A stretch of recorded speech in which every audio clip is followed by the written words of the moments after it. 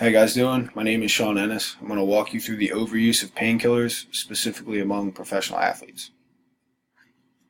So, since the beginning of humans' existence, we have developed ways of combating pain, like herbal remedies like aloe, other techniques like acupuncture.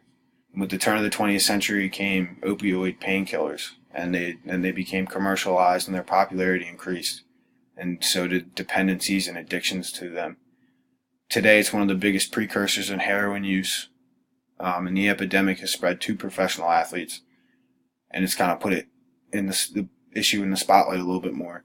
Um, while they are very effective, they are overprescribed and overused, and it's easier to see in contact sports. But there was a study done among using women FIFA players.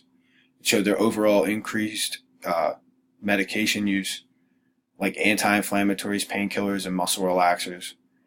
And player narratives started coming out over the past few years.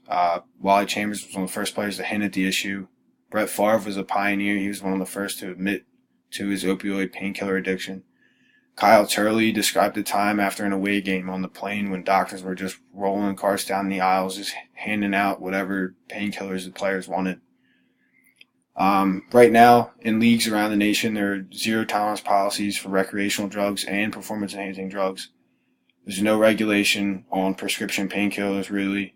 There should be a harm reduction approach.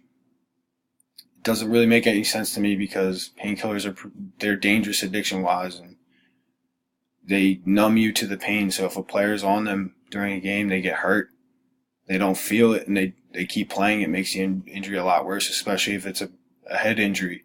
And with the increased evidence of brain diseases like Parkinson's and Alzheimer's coming out from contact sports, it kind of, you got to ask the question, like, does it make it worse?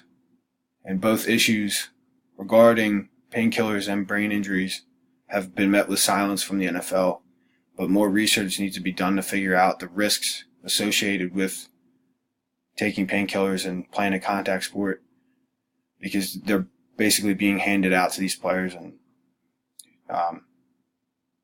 they need to know the risk. What I learned that they're really not as much of a necessary evil as I once thought. Nate Jackson said about half the players in the NFL resorted to medical marijuana. And really, in my professional career, painkillers might be one of the, if I ever have to prescribe them to somebody, they might be like the last ditch effort, because they are effective, but they are dangerous. And because of that, more research needs to be done to figure out whether or not chronic painkiller use does affect the health of our athletes. Thank you for your time.